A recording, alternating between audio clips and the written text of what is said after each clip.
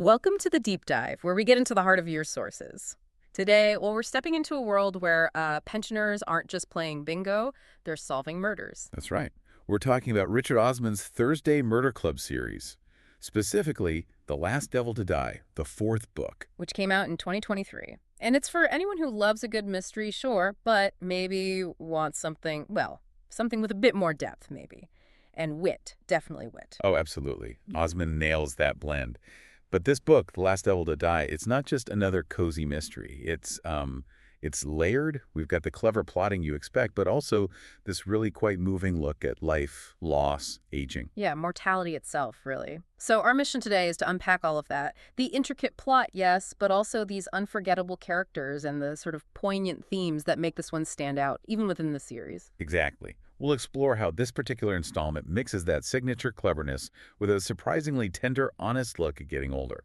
It really shows age is just a number when it comes to cracking a case. Okay, so let's start with the basics. For anyone any new to Cooper's Chase, who are our main players? The Thursday Murder Club itself. Right, the core four. You've got Elizabeth Best, who's the former spy, very enigmatic, very much the strategic leader, you could say. Then Joyce Meadowcroft, retired nurse. Her diary entries are just gold, aren't they? Seemingly ordinary, but packed with these sharp little details. And Ibrahim Arif, the retired psychiatrist, Yeah. he brings that understanding of, what makes people tick, crucial for understanding motives. And Ron Ritchie, the former Union firebrand, still got those connections, still ready for a fight in his own way. They operate out of this retirement village in Kent, Cooper's Chase. And what's brilliant is how their skills complement each other. They're not professional detectives, obviously, but their life experience are different perspectives. That's their strength. Yeah. Elizabeth might bend the rules. Joyce notices things others miss. Ibrahim analyzes. Ron gets people talking. It's a fantastic dynamic, and their cases, they often seem to find them, don't they? Usually through some personal link or just geography. Yes, exactly. Which brings us right to the start of The Last Devil to Die. Okay, the inciting incident. Kuldesh Sharma. He's an elderly antiques dealer, and he's found murdered. Shot. Late December. Yeah, December 27th, I think. He was meeting someone about a mysterious box. And straight away, there's that personal connection we mentioned. Kuldish was a friend of Elizabeth's husband, Stephen. So the club is involved immediately. It's not just some abstract puzzle. No, it hits close to home. Yeah. Especially for Elizabeth. And the immediate questions are, who killed him and what was in this box that's now vanished? The initial scene gives us a few clues, right? Kuldish's shop is ransacked. And Donna DeFreitas, she's one of the local police officers we know from previous books, she finds a hidden mobile phone at the scene. And crucially, she pockets it. Doesn't log it as evidence initially. Yeah, a bit of a questionable move there. Sets up some interesting character dynamics later. And there's CCTV showing someone named Dominic Holt visiting Kuldesh earlier. So local police, Donna and her partner Chris Hudson, are on it, but then things escalate. Right. National Crime Agency, the NCA, they step in. SIO Jill Regan arrives, and she seems pretty keen on sidelining the local team. Which tells you straight away, this is probably bigger than a simple robbery gone wrong. Exactly. The NCA means serious, organized crime. It signals a definite shift in tone, maybe even darker than the earlier books. Okay, so we have this murder, a missing box, hidden phones, the NCA. But it gets more complicated, doesn't it? This box isn't what everyone assumes. Not at all. The initial thought might be valuable antiques, given Kuldish's job. But no, it turns out the box contained a shipment of heroin. Wow, okay, so drug smuggling. Yep, smuggled by a guy named Mitch Maxwell. Kuldish's shop was just being used as a drop-off point by this Dominic Holt character who works for Maxwell. And Kuldesh wasn't entirely innocent in this. Well, he seems to have stumbled upon it. He bought the box cheap, realized what might be inside, or at least that it was valuable, and decided to hide it, maybe hoping to sell it himself or leverage it somehow. He wasn't the mastermind, but he got caught up. Which tragically cost him his life. So the hunt for the box is actually a hunt for a load of heroin. Primarily, yes. That's what Mitch Maxwell and his crew were after.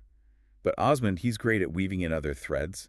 There's a whole side plot involving another Cooper's Chase resident, Mervyn. Oh, right, the catfishing. Exactly. Poor Mervyn's being scammed online by someone pretending to be romantically interested. And Ron and Ibrahim take that on, don't they? With help from Bob, the retired computer guy. They do. It's a lighter storyline in some ways, but it still deals with vulnerability, exploitation, and it gives Ron and Ibrahim a chance to shine using different skills. It's a nice counterpoint to the escalating violence in the main plot. And it definitely escalates. Dom Holt doesn't just ask nicely for his box back. No, he gets aggressive, confronts the club, slashes their tires, smashes a windscreen, a real warning shot. But then Dom himself turns up dead. Right. Which suggests things are getting seriously messy within the criminal organization. Mitch Maxwell and his associate, Luca Butacci, they become much more direct threats. Including that nasty attack on Ron, right? Yes, a really brutal assault. It properly brings the danger right to the club's doorstep. This isn't just a game anymore. And the investigation into Kuldesh also pulls in others from the antiques world. It does. The club reaches out to Nina Mishra, an archaeology professor Kuldesh had spoken to, and she points them towards Samantha Barnes, who's an antiques dealer, but also dabbles in art forgery. Another fascinating character, but she also ends up murdered. Yes. Adds another layer, another victim, and it brings her husband, Garth, into the mix. He becomes a key figure suspect, potential ally, kind of erratic. He even breaks into Joyce's place at one point. He does. Desperation, grief, suspicion, it's all swirling around. Osman keeps adding these complications, making the web denser and denser. It's incredibly intricate. But alongside all this crime and intrigue, there's this other incredibly powerful storyline running through the book. Maybe the central emotional thread. You mean Stephen, Elizabeth's husband?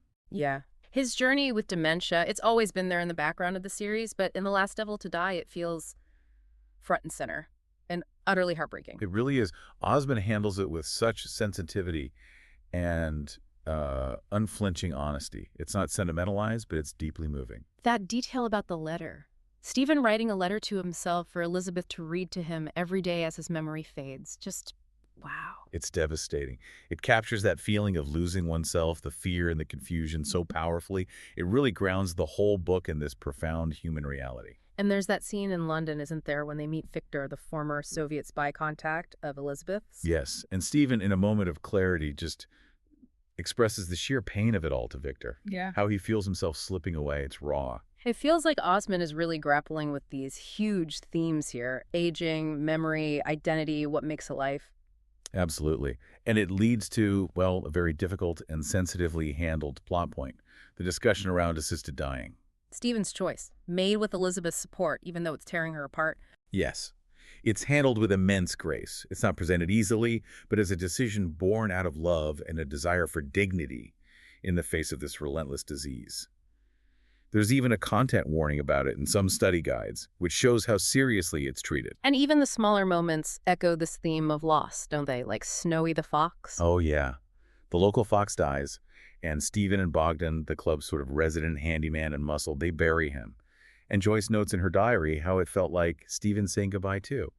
It's beautifully symbolic. What's incredible, though, is how this deep personal grief, especially Elizabeth's, doesn't stop the investigation. If anything, it seems to sharpen their focus in some ways. I think that's a key theme. Their resilience. They're dealing with profound personal challenges, the realities of aging, but they're still sharp, resourceful, and determined to find the truth. It shows that life, purpose, it doesn't just stop because you're older or facing loss. It adds such weight to their actions. They're not just solving a puzzle, they're navigating life's biggest challenges while doing it. Precisely. And this emotional depth fuels the final act, leading to the big reveals. Right, so Elizabeth, dealing with her grief over Stephen, has this moment of insight. Yes. She's thinking about Stephen, about Kuldesh being his friend, and she suddenly realizes Kuldesh must have called Stephen shortly before he died. And putting things together, she figures out where Kuldesh probably hid the box. The allotment at Cooper's Chase. Exactly, a place Stephen loved.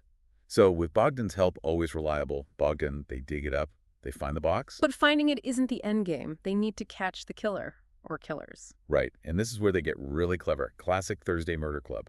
Ibrahim uses one of his former patients, Connie Johnson, who he knows is involved in the local drug scene. Oh, that's right. He gets her to subtly spread the word that the box has been found. Knowing it'll act like bait. Draw out everyone who's desperate to get their hands on it. It's psychological manipulation, really. Which leads to this big confrontation scene. A Sunday lunch at Cooper's Chase. Yes, Osman loved those set-piece gatherings where everyone comes together, all the suspects, all the simmering tensions. And that's where the first big twist drops. The box's contents. Well, the heroin is in the box, yes. But the real value, the staggering value, isn't the drugs at all. It's the box itself. Exactly. It turns out to be this incredibly ancient artifact, like 6,000 years old, worth vastly more than the heroin. Mind blown. That changes everything. The motive for Kuldesh's murder might not have just been the drugs. Precisely. It adds a whole new layer. Someone might have known its true worth all along. And amidst this revelation, more violence erupts. Garth goes after Luca. Yeah, Garth is convinced Luca killed Samantha or was involved. In a desperate, maybe mistaken act of vengeance, he throws Luca off the top of a multi-story car park. Grim. But Elizabeth still needs to nail Kuldesh's actual killer, and she has a plan for that too. Oh, she does, using the ancient box as bait this time. She arranges this setup involving Nina Mishra, the professor, and stages a fire alarm at the university where Nina works. Leading to Nina's arrest. She was the one who killed Kuldesh. Yes, turns out she knew the box's true value and killed Kuldesh to get it. Wow, so many moving parts. What about Mitch Maxwell, the main drug guy? His end is almost darkly comic, in a way. He's been fed misinformation about where the box, which he still thinks is just full of heroin, ended up supposedly in a landfill. He drives himself into a frenzy searching for it. Has a fatal heart attack right there amongst the rubbish. A victim of his own greed. So it seems like most threads are tied up. Nina arrested, Mitch dead, Garth responsible for Luca's death. But there's one more twist, isn't there? A really chilling one. There is. And it's brilliant because the Thursday Murder Club doesn't know about it. What is it? Connie Johnson, Ibrahim's former patient, the one they used to spread the word about the box. Yeah. What about her? It turns out she was the real puppet master behind the drug side of things. She actually ordered the murders of both Dominic Holt and Samantha Barnes. Why? To eliminate rivals and take over the local heroin operation herself. Cold, calculated, and ruthless. And the club remains completely unaware. That's unsettling. It means they didn't quite get the whole picture. Exactly. It leaves this lingering sense that crime is messy and justice isn't always complete. It subverts that neat, all-solved ending you sometimes get. A very clever, quite dark touch from Osman. And the very end, Joyce's diary gives us the final word on the box and on Stephen. Yes, it's incredibly poignant. Joyce reveals that the ancient box, empty of artifacts now, contains Stephen's ashes. It's been returned to its place of origin, Baghdad. That Stephen would have wanted. As Stephen would have wanted. And Elizabeth is planning to go and visit it. It connects Stephen's personal story, his final wishes, with this sweep of ancient history. It's a beautiful, fitting end. So we followed this incredibly tangled investigation, murder, drugs, ancient artifacts, catfishing, but woven through it all is this profound exploration of friendship, love, grief, and aging. Richard Osman really does manage something special here. It's thrilling, yes, funny in places, but also deeply reflective and humane. You get the satisfaction of the mystery, but you also get this rich, emotional journey. Yeah, this deep dive really shows that The Last Devil to Die is so much more than just a whodunit. It's kind of a celebration of resilience, isn't it? Of finding meaning and connection even when facing the toughest parts of life. It really is. It makes you think, doesn't it? Yeah. About what we value. What are the real treasures we chase? Is it the ancient box, the hidden money, or is it, the connections, the memories, the legacy we leave? And maybe it prompts us to ask, how do we face our own big mysteries, loss, mortality, while still trying to make sense of the world, still pursuing some kind of truth or justice around us? Powerful questions to leave us with. A testament to a book that works on so many levels.